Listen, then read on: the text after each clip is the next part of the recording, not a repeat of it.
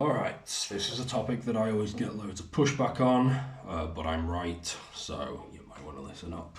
And it also benefits you if you actually apply this information, because this is what everyone wants: lower body fat, more muscle. I'm telling you, the vast majority of people can do both at the same time.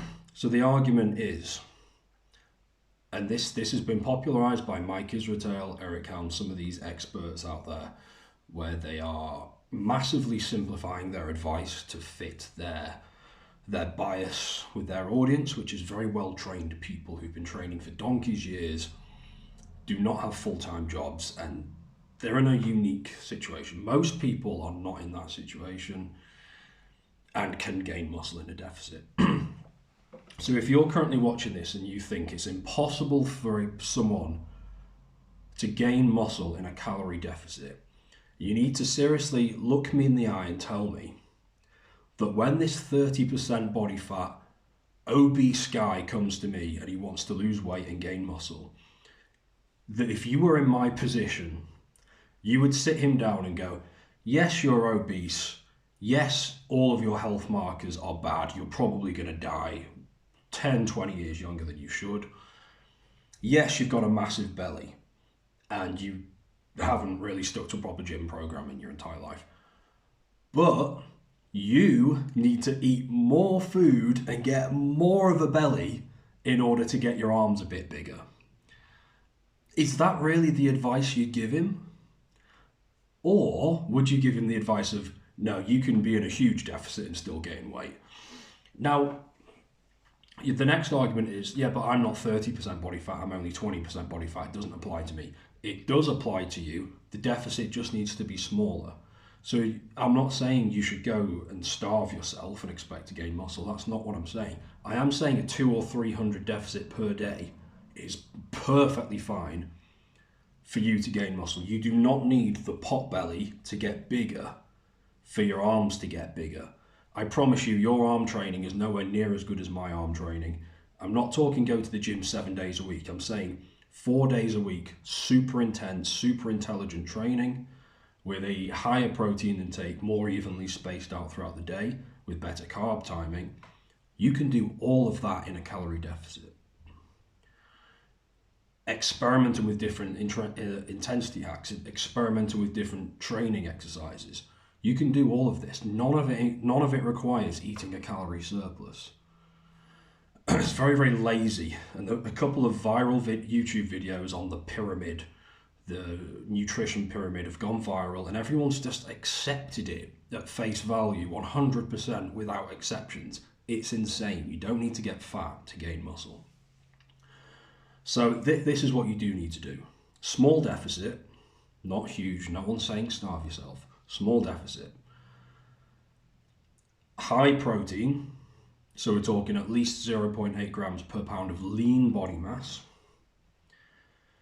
Protein that is spaced out relatively evenly, but over multiple servings for better protein synthesis. You don't want one big protein serving and then one small one and then nothing else for 18 hours. That's not good.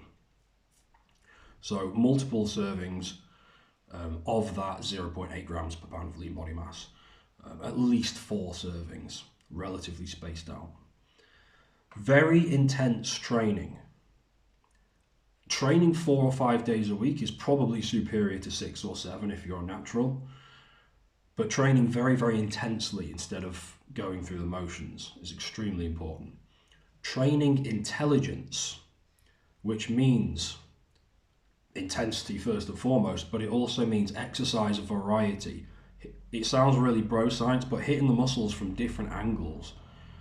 It means things like rest pause. It means things like drop sets. It means different rep schemes from week to week. It means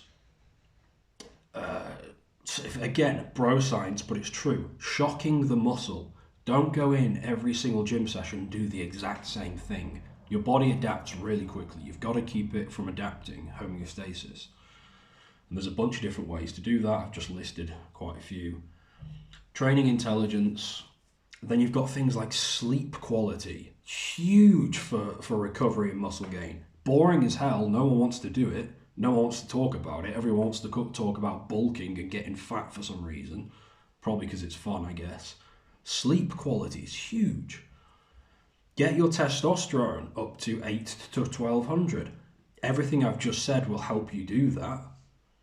But testosterone is going to make a huge difference. If your test is 200 because you're overweight, eating a calorie surplus is just going to make it even worse. It's going to make it even lower. So there's a bunch of different factors. There's 7 factors, none of which involve eating a calorie surplus.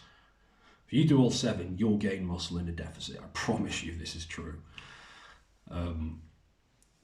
If you can get below 15% body fat, you'll keep on gaining muscle. Once you get down to a legitimate ripped 10 or less, when you've got muscle veins and striations and abs and everything all over the place, that's when you're not going to keep on gaining muscle in a deficit. It's extremely unlikely to happen, especially as a natural. But for everyone else, I promise you this is true. The 90-day testosterone transformation program has recently been updated. It's moved over from Gumroad to School. There's several courses in there. You actually get coaching with me as well. I'll help you to gain muscle and lose fat if that's a huge goal, which it probably is. And it is all for an extremely affordable price. The coaching is 88% off compared to normal coaching. It's not going to be like that forever. So take advantage. It's linked below, and I'll see you in the next one.